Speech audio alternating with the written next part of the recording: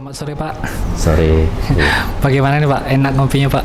Oh, Sanger espressonya top. Perlu dicoba. Ini kita sudah jalani beberapa laga, akhirnya terhenti kembali nih Pak. Ini bagaimana cerita? Memang ini post major ya. Kita sudah berlaga 6 kali di Liga 2. Cuma memang siapa yang sangka gitu ya, kejadian kejuruan yang luar biasa. Memang sudah seharusnya ya Liga di stop untuk dievaluasi gitu ya. Cuma memang kita butuh kepastian sih ya, kapan akan mulai lagi, itu yang paling penting sebenarnya. Dan kita juga memang turut berduka cita kepada saudara-saudara kita yang meninggal dunia kemarin di Kanjuruhan. Mudah-mudahan korban yang sedang dirawat bisa segera pulih, tidak ada meninggal dunianya lagi. Jadi memang segala aspek memang harus dievaluasi untuk sepak bola kita ya Pak? Ya, saya pikir itu semua aspek penting ya. Apalagi kita juga harus transformasi ya sepak bola ke menuju seperti liga-liga yang seperti Liga Eropa ya. Kita kan juga harus punya cita-cita ya seperti itu ya. Dan insya Allah kita bisa, asal bersama-sama dan sinergi. Pak, ini sebelum kita masuk ke topik pembicaraan kita nih Pak, saya mau nanya dulu nih sama Bapak, atau minta pendapat seperti ini. Bapak sepakat nggak mengatakan orang yang terjun ke dunia sepak bola di Indonesia adalah orang-orang gila? Gila dalam artian kata bukan pemikirannya yang rusak gitu Pak. Ya. Pertama sepakat sekali. Tapi memang kalau di Indonesia tuh kalau kita lihat memang butuh orang yang gila gitu ya. Orang gila untuk membuat supaya klub itu bisa maju.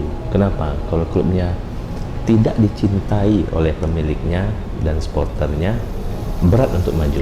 Kalau hanya klub sekedar untuk ya mengisi liga saja sih ya, bukan seperti sebuah klub sepak bola ya. Siapapun bisa untuk di sana ya Pak. Saja gitu ya. Tapi sepak bola itu memang sih secara teoritisnya 11 pemain, tapi pemain ke-12 sebagai jiwa.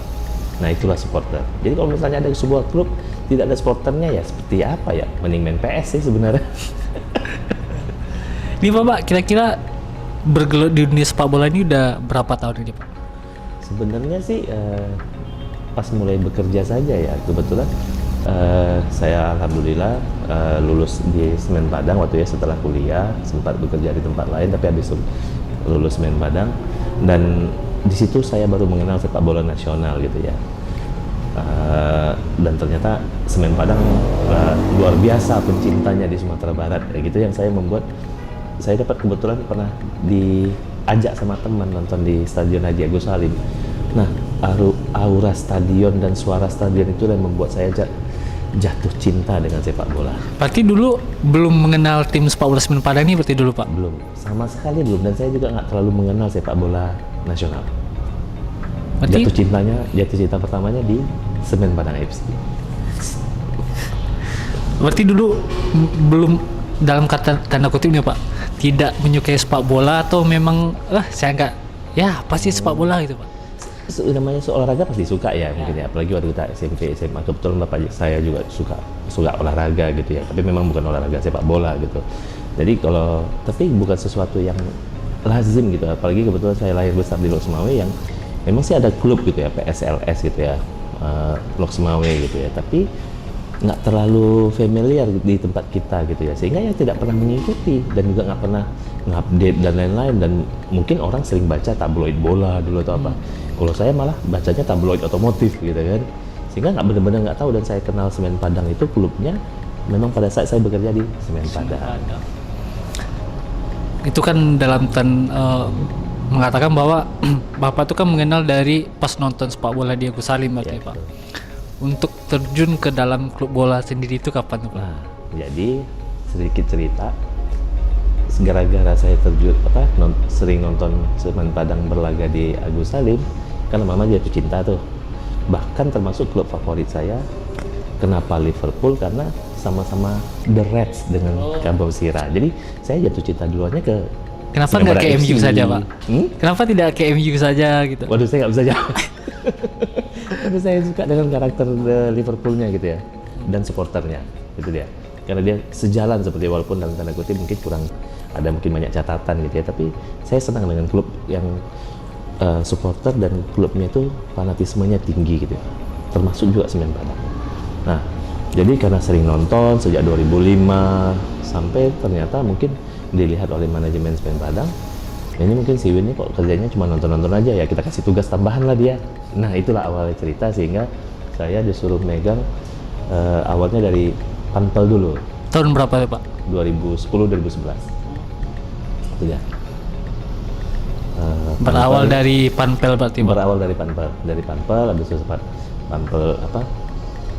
Seingat saya waktu itu dulu sebelumnya dikerjakan oleh IO gitu ya, tapi habis itu ditarik ke Bosirah mengerjakan sendiri dan dipercayakan saya sebagai ketua Panpelnya. Habis itu tiba-tiba dapat tugas berat waktu itu, langsung mengadakan trofeo, seingat saya 2010 atau 2011 antara kita, PSPS sama Pelita dulu.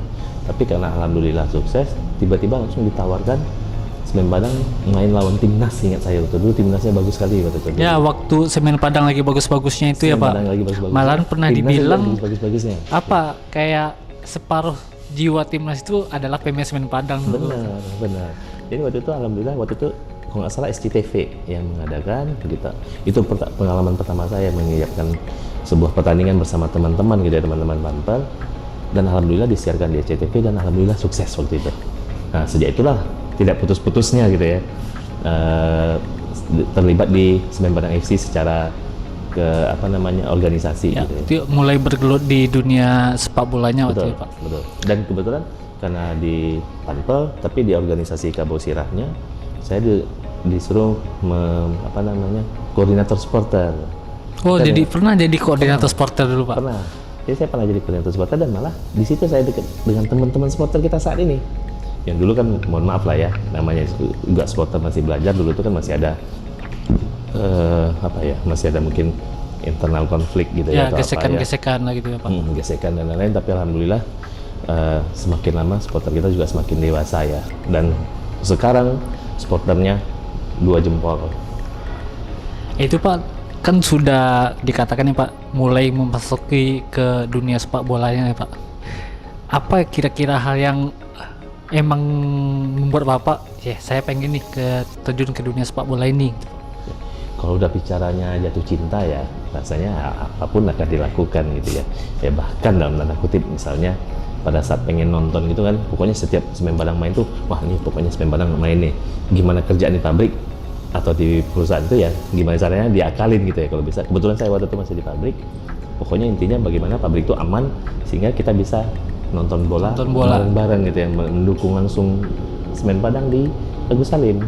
Jadi kalau misalnya sudah cinta atau dalam tanda kutip cinta atau gila fanatis gitu ya, ada cerita gitu ya, apapun ya gimana caranya gitu diadain gitu kan. Pertama Bapak ke stadion itu Pak nonton di Agus Salim tuh auranya gimana ya Bapak rasanya Pak? Kalau cerita itu ya merinding saya pada saat iya kan Semen Padang sedang bagus-bagusnya gitu, dan waktu itu saya juga lupa pertandingannya apa, dan itu pas menang gitu ya, sehingga aura suara penonton dan ekspresi gitu ya, sehingga itu sangat melekat di hati gitu ya, sehingga pokoknya setiap pengen Semen Padang main itu atau gimana tuh pengen ngerasain itu lagi gitu. Itu mungkin di saya gitu ya, tapi mungkin di teman-teman lain mungkin berbeda, tapi intinya makanya pada saat saya ya pastilah setiap tim pasti pengen menang gitu ya, tapi bagi saya juga menang dan merasakan sensasinya gitu ya pada saat menang itu. Dan yang terakhir pas kita lawan Perserang gitu ya, wah itu kan luar biasa sensasinya, wah itu yang nggak bisa dibayar dibandingkan dengan rupiah gitu ya. Mau diukur seberapa pun nggak akan ternilai, nggak akan terbeli gitu ya perasaan itu. Udah. Oke. Ini kan dari 2010 ke 2022 udah hampir 12 tahun nih Pak. Ya.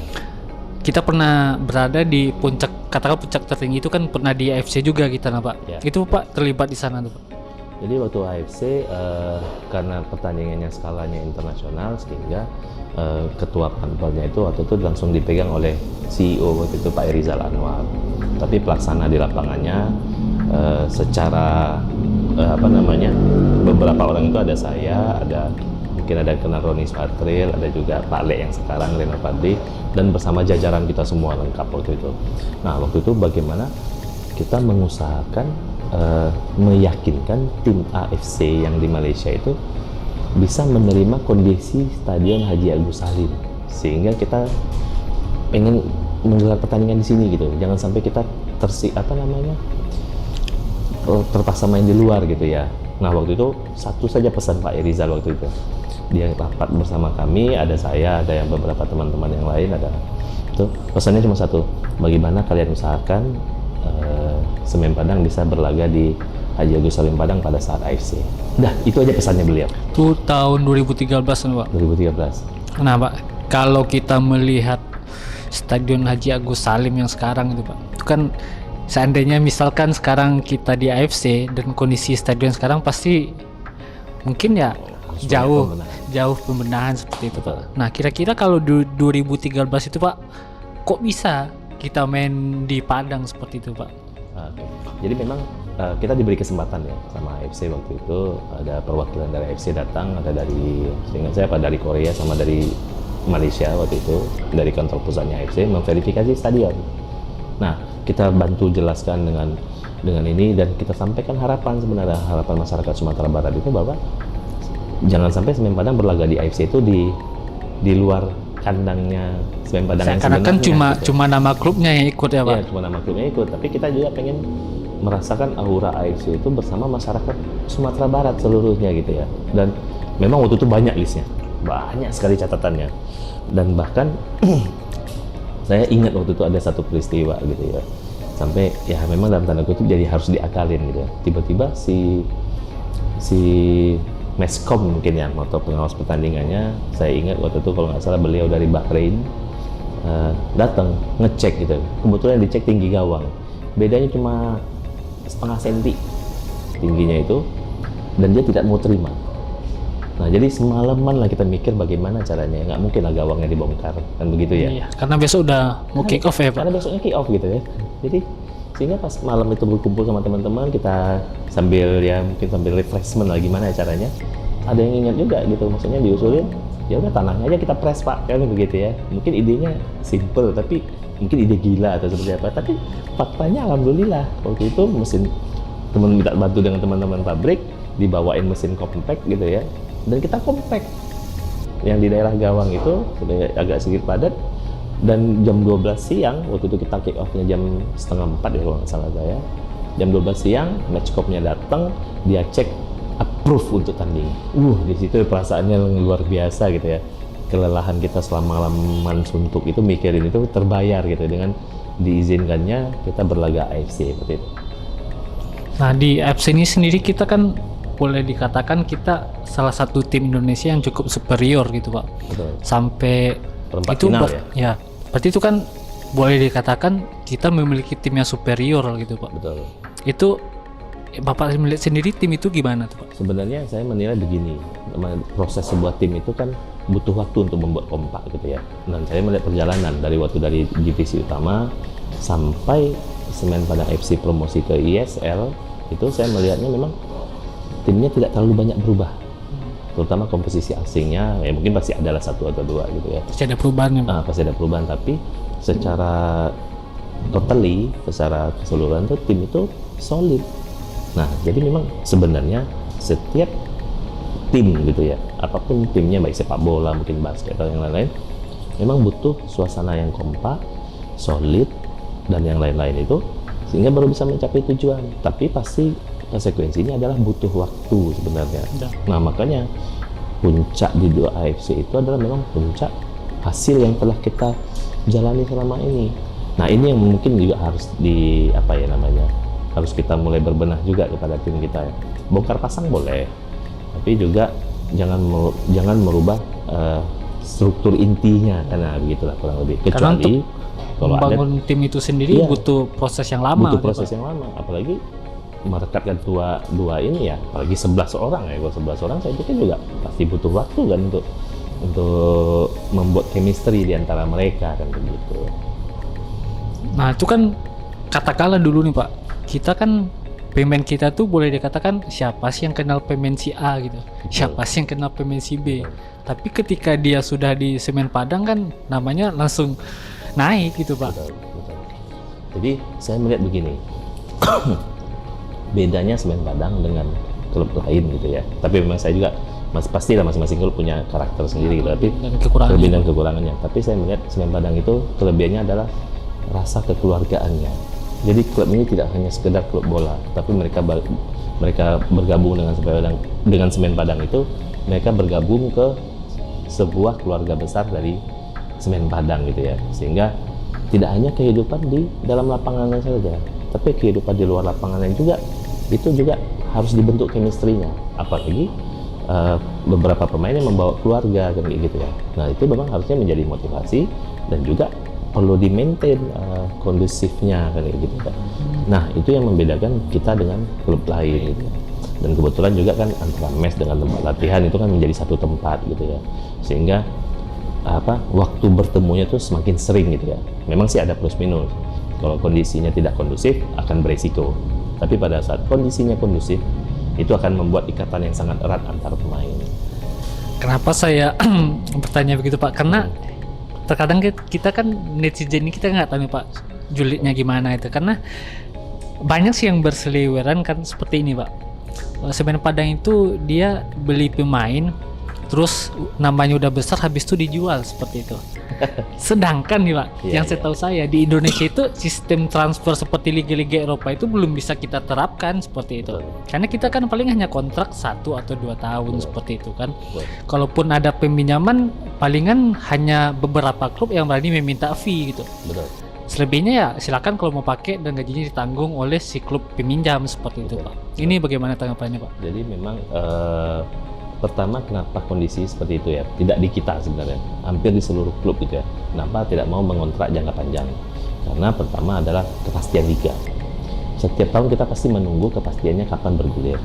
Kadang-kadang bulan Juli, Juni, kita nggak tahu ya Pak. Juli, kadang eventnya udah Sama di Eropa sudah ada jadwalnya gitu Pak. jadwal clear. Pada saat misalnya ini pasti kick off-nya di bulan sekian, habis itu nanti paruh musimnya di bulan sekian, akhir musimnya di bulan sekian. Nah itu harapan kita juga sebenarnya ya sebagai pemilik klub, pengelola klub, harapannya bagaimana federasi bisa men-state jadwal kayak gitu ya, sehingga dengan begitu kalau jadwalnya jelas, seluruh tim itu pasti bisa menyusun perencanaan yang jelas. Nah, makanya termasuk juga turunannya adalah kontrak pemain. Memang kejadiannya seperti itu yang sering berseliweran begitu ya, bahwa kadang-kadang seperti Pameo ya, Semen Padang ini tempat menaikkan nama gitu. Justru dijual ya kan? Ya bisa pemain yang mungkin sudah meredup atau pemain yang mungkin nggak jelas nama dari mana diambil ke sini, ternyata jadi gitu ya. Tapi setelah jadi malah lepas kemana gitu ya. Nah, itu memang konsekuensi dari kita kontrak jangka pendek. Pada saat jadi pasti mainnya bagus, pasti seluruh klub yang mungkin ya secara finansialnya sehat ya pasti akan pengen merekrut kan begitu ya. Sehingga pada saat habis kontrak mereka nggak mau diperpanjang. Itu yang susahnya kita. Beda kalau misalnya kontraknya 5 tahun atau 10 tahun, apapun itu mereka kan akan terikat sama kita. Kalau mau dipakai, kalau nggak transfer, kalau nggak pinjam, atau putus kontrak dengan konsekuensi. Tapi pada saat kita pun merekrut pemain yang kita jadikan itu memang juga kontraknya cuma setahun, sehingga pada saat setahun mereka nggak mau diperpanjang, kita juga nggak bisa nge-push. Itu kondisinya. Jadi benar memang beberapa orang bilang kan, ya itulah gimana kita mau kontrak jangka panjang. Ya kita memang berbenah dari kompetisinya dulu gitu ya. Dari sistem kompetisi saja kita tidak bisa buat seperti itu ya Pak? Tidak bisa buat seperti itu, makanya. Tapi bicara mengenai transfer fee dan lain-lain, sebenarnya waktu 2017 kita sudah mulai coba. Waktu itu ada beberapa pemain kita yang mau dipinjam. Ingat saya waktu itu mau dipinjam dengan Persebaya. Waktu itu Persebaya masih berlaga di Liga 2. Kita coba dengan transfer fee kayak gitu, tapi sistemnya pinjam. Boleh. Itu kan namanya kontrak ataupun kesepakatan itu kan tergantung pembicaraan dua belah pihak gitu kan. Kedua klubnya. Waktu itu kita coba memang sempat boleh deh Bapak transfer sedikit mengenai untuk biaya peminjamannya. Habis itu kelanjutannya mungkin masalah salary dilanjutkan oleh tim yang berikutnya. Ya itu sudah kita mulai lakukan. Dan saat ini sepertinya dengan kita melakukan itu pun tim-tim lain juga mungkin sudah mulai melakukan hal yang itu gitu ya. Tapi saya masih melihat sekarang masih cenderung tim itu berani hanya mengontrak untuk pemain muda. Itu sih bagus menurut saya gitu ya. Untuk pemain muda itu apalagi terutama talenta-talenta kita ya di Indonesia, pemain-pemain muda jangan sampai dia terkatung-katung gitu ya bahasanya gitu. Dia berprestasi tapi tidak ada klub yang mau, susah juga kan gitu ya. Nah tapi harapannya juga pemain muda yang sudah dikontrak jangka panjang juga dia harus bisa menjaga mental training. Nah ini jadi kadang-kadang 50-50, dikontrak jangka panjang pemainnya yang malah menjadi slow gitu kan, karena kan, sudah merasa jaminan ya gitu saya kan. sudah dikontrak nih kita kan. Sudah jamin sehingga saya nggak terlalu pusing gitu ya. Padahal kan bukan begitu maksudnya. Ya. Kita pengen dia kontrak jangka panjang untuk rencana klub ke depan. Nah itu yang menjadi hal yang perlu kita pahami bersama gitu ya. Dan di luar negeri itu berjalan gitu ya. Scouting, akademi itu memang di luar negeri berjalan sehingga klub mereka bisa sustain. Ada seperti mungkin klub Ajax atau apa gitu ya, memang klubnya tidak terlalu kaya tapi kerjanya menjual pemain jadi ke klub-klub besar gitu ya, dengan dia cuma rekrut sekian, dia mungkin training dan lain-lain sehingga dia bisa jual bahkan mungkin 10 kali lipat dari harga sebelumnya. Itu dia tadi. Oke. Nah ini Pak, ini kan boleh dikatakan di 2017 kita kan terjun ke Liga 2 seperti itu. Dan di 2018 nih naik lagi nih ke promosi, dan itu kan ketika itu Bapak didapuk sebagai manajer seperti itu Pak. Ya manajer sih. Kira-kira kunci sukses kita di 2018 itu apa yang Bapak kerjakan Pak? Jadi di 2017 itu memang mungkin ya tidak hanya kita gitu ya, tapi secara pribadi saya gitu ya banyak sekali belajar bagaimana mengelola klub. Saya pikir segampang yang dilihat gitu, faktanya tidak, dan itu sangat luar biasa. Di 2017 itu ternyata banyak PR kita sebenarnya. Mungkin yang saya nggak melihat gitu ya, terlalu dekat juga dengan pemain ternyata salah gitu ya, terlalu jauh juga salah, dan adanya gap itu, ada gap pemain itu juga salah gitu. Nah itulah berdasarkan hasil finish kita di 2017 itu yang sangat menyedihkan gitu ya.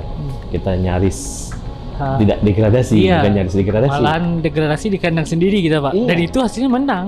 Iya, nah itu dia kan. Jadi kita hasilnya menang, tapi karena tergantung dengan klub lain gitu ya, sehingga kita degradasi. Makanya sedih gitu sebenarnya. Kita menang tapi menyedihkan. Nah dari situ memang kita mungkin secara tim belajar bahwa kita harus membentuk tim yang solid. Itulah dasarnya makanya. Jadi kondusivitas dari sebuah tim ataupun organisasi itu harus solid dulu. Itu yang pertama. Terus yang kedua, kuncinya solid itu kalau bahasa awak tuh jangan ada dua matahari. Harus satu, leadernya clear siapa. Mungkin di manajemennya siapa, di tim pelatihnya siapa. Nah itu harus clear dulu. Terus yang ketiga, yang saya selalu ingat pesan dari Pak Rizal Anwar waktu itu CEO-nya kita. Beliau selalu berpesan, kenapa pada saat 2014 itu kan alhamdulillah saya diamanahkan waktu itu menjadi manajer Semen Padang U21 gitu ya, sehingga dari awal pembentukan tim bagaimana prosesnya, pesan beliau cuma satu, kamu cari pemain yang attitude-nya bagus gitu. Kenapa? Pada saat attitude-nya bagus, skill itu akan mengikut, dia bilang gitu, dan si pemain bisa menjaga dirinya sendiri. Itu yang selalu saya ingat-ingat gitu ya. Kalau pesan dari Pak Rizal gitu ya. 2018 itu siapa sih pemain kita yang katakanlah dalam tanda kutip agak nakal kan nggak ada ya Pak? Nggak ada, makanya. Itu pada saat 2018 saya juga menyampaikan pesan itu ke tim pelatih, silakan rekrut pemain. Saya bukan bicara bintangnya, tapi yang saya bicarakan adalah pertama turunan targetnya kita harus kembali ke Liga 1. Terus yang kedua, catatannya adalah Anda harus mencari pemain yang secara attitude-nya baik. Anda harus bisa nilai itu. Dan bahkan kita juga menurunkan itu. Dia umat yang beragama, kalau muslim, coba bahkan sampai kita suruh tanya, kalau muslim dia sholatnya bagaimana? Tapi kalau misalnya dia non muslim atau Kristen atau yang lain-lain itu, bagaimana dia beribadahnya? Sampai begitu kita tanyain. Kenapa dengan begitu? Kita bisa meyakinkan diri kita. Pemain nggak bisa kita awasi 24 jam. Iya, karena kan dia juga sudah dewasa. Karena dia sudah dewasa, kontraknya profesional. Tapi dengan harapan kita attitude-nya bagus itu pasti, insya Allah mudah-mudahan dia bisa menjaga dirinya sendiri. Dan ya, alhamdulillah doa kita bersama waktu 2018 itu dikabulkan. Kita bisa kembali ke Liga 1 waktu itu. Dan ini saya nggak tahu ini entah rahasia atau gimana nih Pak. di 2018 tuh kita kayak pernah melakukan manuver. Ngapa saya bilang ada beberapa pemain bintang yang dari 2017 itu yang 2018 tuh bahkan sudah di Instagram klub yang lain tuh sudah diresmikan bahwa dia pemain klub ini loh, seperti itu Iya, Pak. iya. Nah, dia Pak sudah tahu pemainnya. Tapi tiba-tiba dia tetap stay di Semen Padang. Oh iya iya Nah, iya. ini apa yang Bapak kerjakan nih Pak? Tapi sebenarnya kan ya itulah mungkin ya klub lain itu memanfaatkan waktu itu kan kita mengalami degradasi gitu ya. Mungkin pemain juga secara psikologisnya mungkin ya masih bingung atau seperti apa, dan juga kan belum ada kejelasan waktu itu dengan kita ya bagaimana seperti apa gitu kelanjutannya. Makanya saya ingat waktu pas kita degradasi di hari itu pertandingannya sore kalau nggak salah saya. Sorry Pak. Sore kan. Nah, malamnya kita langsung rapat kita manajemen sama tim pelatih. Dan memang juga ya waktu itu kita sudah pasti degradasi. Untuk ya bukannya tidak sedih ya, pasti sedih gitu. Tapi untuk apa larut dengan kesedihan itu? Tapi kita harus Nah, hidup pasti berjalan. pasti berjalan hidupnya. Life must go on gitu. Jadi sehingga kita juga harus bisa segera menyiapkan tim itu seperti apa. Nah, mungkin karena kita masih waktu itu masih dalam internal rapat, besok juga masih rapat dan lain-lain gitu, sehingga mungkin ada yang memanfaatkan klub-klub lain yang mengontak beberapa pemain bintang kita waktu itu gitu ya. Bahkan sudah pengen minta dikenalkan gitu ya. Udah Nah, dikenalkan itu yang kita di juga- akun sosial media resmi klubnya. Betul. Nah, dan itu kita juga komplain bersama, ya Anda hargai dong kontrak gitu ya. Ya. Ya, jadi kita bicara secara baik-baik waktu itu ke manajemen klub yang dalam tanda kutip gitu ya, ingin meresmikan pemain kita gitu. Padahal secara kontrak itu kan Statusnya masih statusnya pemain kan kita. masih pemain kita, kontraknya masih berlaku sampai bulan sekian gitu ya. Ya, tolong dong Anda hargai gitu ya. Nah, tapi alhamdulillah klub-klub yang lain itu juga mengerti ya sebenarnya. Oh ya begini, mohon maaf kami ya katanya gitu ya. Sehingga kita bisa menjelaskan itu ke pemain-pemain kita. Waktu itu memang juga nggak terlalu banyak yang dipertahankan ya, beberapa Iya. pemain saja gitu ya. Dan selebihnya itu dalam tanda kutip sepertinya memang agak bongkar ya, agak bongkar tim lah gitu ya, sehingga kita membentuk sebuah tim yang baru gitu ya. Ya itulah kurang lebih kira-kiranya. Tapi intinya sih komunikasi sebenarnya. Jadi segala sesuatu itu mungkin mereka juga miskomunikasi ya, melihat mungkin kondisi kita waktu itu masih belum stabil. Terus kita juga mungkin belum ada informasi atau komunikasi ke pemain, sehingga mungkin ada yang memanfaatkan celahnya. Gitu sih kira-kira. Dan boleh dikatakan Pak, 2018 itu kan kita pernah sih yang kalau setahu saya nih Pak, hampir kita mungkin udah banyak yang kecewa juga sih Pak. Kita main imbang kalau saya nggak salah lawan Aceh United di Gor Haji Agus Salim di babak 8 besar kita. Iya. Nah, dan itu bagi orang gitu Pak, ketika main di Aceh itu mustahil kita bakal menang. Betul. Pasti mustahil bakal menang seperti itu. Kenapa dan- di sini ya, Ya. draw ya? Karena kita setelah itu harus lawan Aceh United juga di kandang di